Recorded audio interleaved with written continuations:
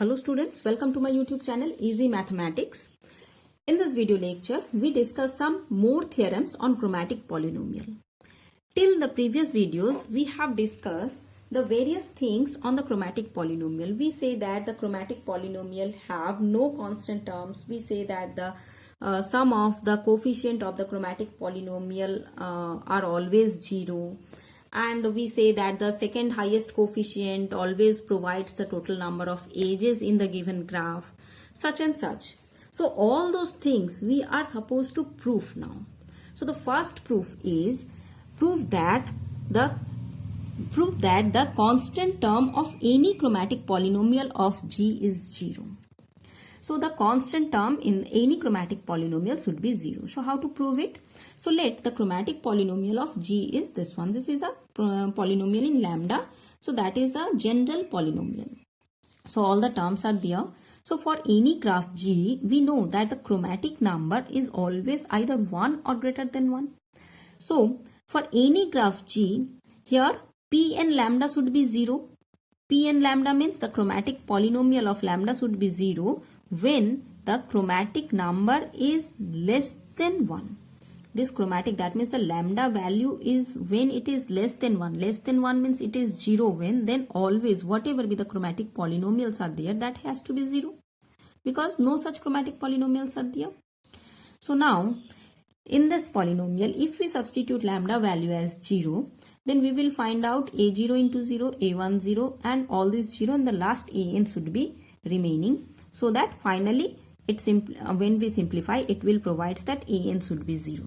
So hence, the constant term of any chromatic polynomial of G is 0 always. So hence the proof. So this is so simple, I think. So in the next one, the next theorem is prove that the sum of the coefficients of the chromatic polynomial of a graph G is always 0 if it contains at least one edge. A graph should have at least one edge, then this theorem we should start to prove. So here let the chromatic polynomial of G is this one. Here constant term definitely not present because in the previous theorem we proved that the constant terms are always 0. Now if G has at least one edge between a pair of vertices, then at least two colors are required to color the adjacent vertices. In a graph, only one edge given. One edge means it have two end vertices. So these two end vertices are the adjacent vertices because the edge is there. So for these two, we require at least two colors. So any graph, if you have with at least one edge, then we require at least two colors. So hence, the chromatic polynomial for the graph is 0 if we consider the chromatic, that is the lambda value is less than 2. So if we substitute lambda is equals to 0 or 1, then definitely we will find out the chromatic polynomial value is 0. So it is when lambda is equals to 1 from the polynomial, we will find out a0 1 to the power n, that means we substitute for all lambda it is 1. So if we substitute, then we will find out that total summation should be 0.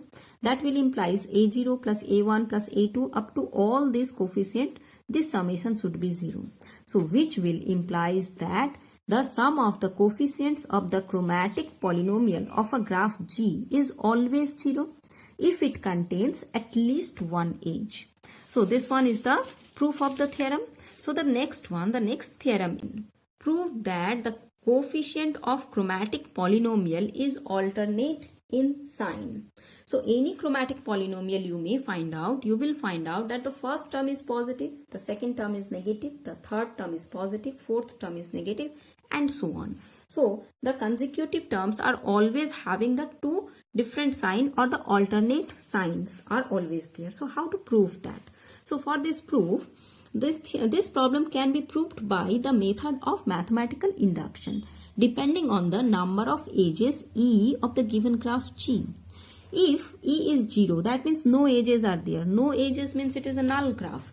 So if there are no edges given in a graph and total n number of vertices are there, then it should be a null graph with n number of vertices and its chromatic polynomial is lambda to the power n, that we know. So the result is true here because the coefficient of this polynomial is non-zero. So suppose that this is true for e number of ages. So we just assume that the theorem is true for e number of ages.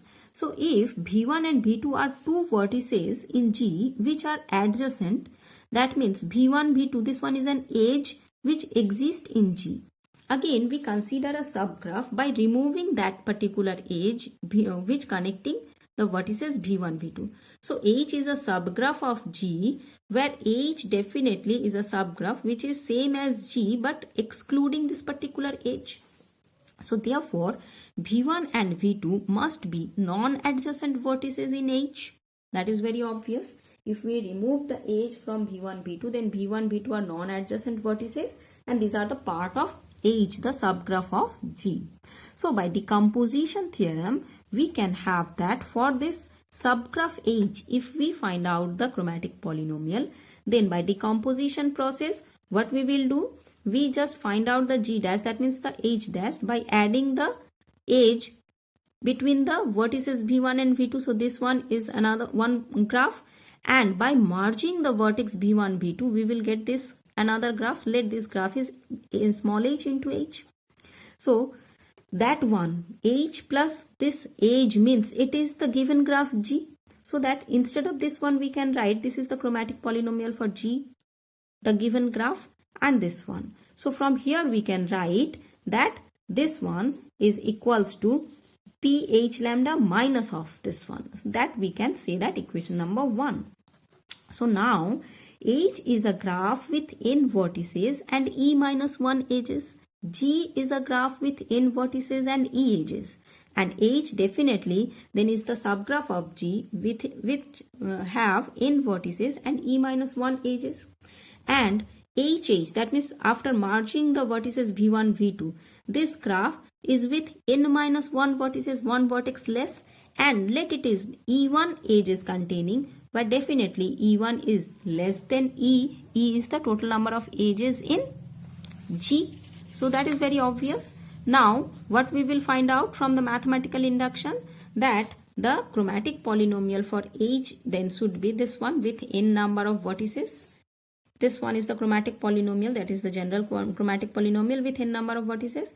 And for this one, the chromatic polynomial should be this one, because here the one vertex is less, so that its chromatic polynomial should starts from lambda to the power n minus 1.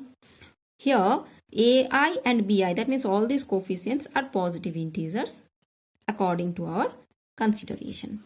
So hence from the equation number 1, I hope you can remember, this is our equation number 1.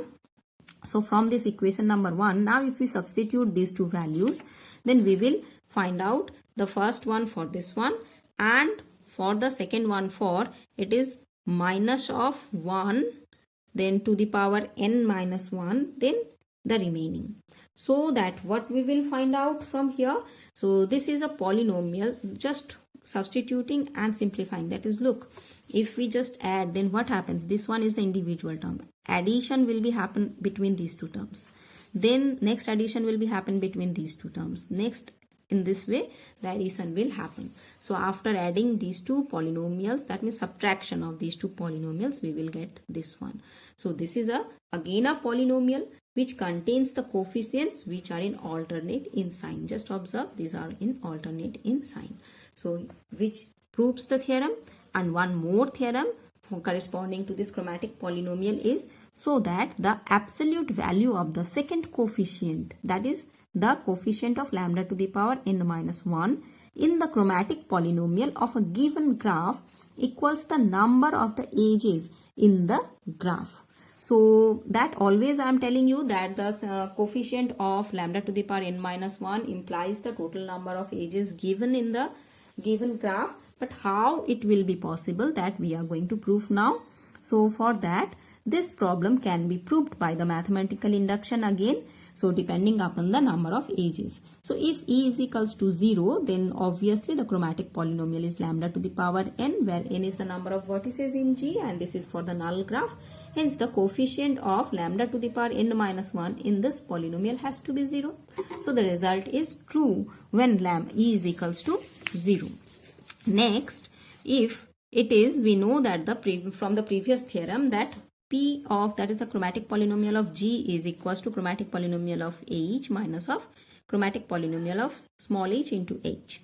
So since H is a graph with n vertices and E minus 1 edges, therefore by induction hypothesis, the coefficient of lambda to the power n minus 1 should be minus of e to the power minus 1. I hope you understand. The H is the graph with n vertices and e minus 1 edges.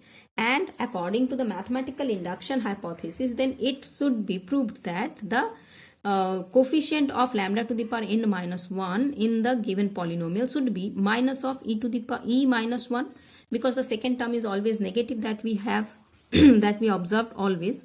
Again, the coefficient of lambda to the power n minus 1 in HH should be 1, because here one vertex is lesser and the first term is lambda to the power n minus 1, and for the first term its coefficient is 1. So since HH have n minus 1 number of vertices, that's why we will do this one. Hence the coefficient, the total coefficient in the given the total coefficient of lambda to the power n minus 1 for the graph G should be then what it is. According to this formula, the coefficient of lambda to the power n minus 1 from here and the coefficient for lambda to the power n minus 1 from here, and these two are should be subtracted, so that it should be for the first it is minus of e minus 1 and for the second it is 1, so minus of 1. That's why if we calculate, then it is minus of e. So which is the absolute value always we consider as for the number of edges. So hence the result is proved that always the number of edges should implies the second coefficient in the chromatic polynomial. Second coefficient means it is the coefficient of lambda to the power n minus 1. So all those with for example we can say again that suppose this one is a given graph and its chromatic polynomial is very easy, that we know it is lambda into lambda minus 1 into lambda minus 2, and its simplification form is this one. So from here we can say no constant term exists over here. Total 3 vertices are there because the highest power is 3. Total 3 edges are there because the absolute value for the second coefficient is 3. And the coefficient of the polynomial are alternate in sign. So look, it is first positive, negative, positive. So the coefficient of the polynomial are alternate in sign. And the sum of the coefficient here, it is the 1, it is minus 3 and 2. If we add all these 3, then it is 0. So always it will happen. And the final thing which we can say, the chromatic number for this given graph is 3. That is because if we substitute lambda is equals to 1 here, then it gives us the value 0. For lambda 2, again it gives us the value 0. And when we substitute lambda is equals to 3, then it is a non-zero value providing. Hence, we can say the chromatic number for this given graph is 3. So, if we have the chromatic polynomial for a graph, then we can find out, or we can have analyzed all those things from the chromatic polynomial only for a given graph. So, that's all for this video. I hope you enjoyed the video. Now, wait for the next one where we are going to solve some problems on chromatic polynomial. Thank you all. Have a nice day.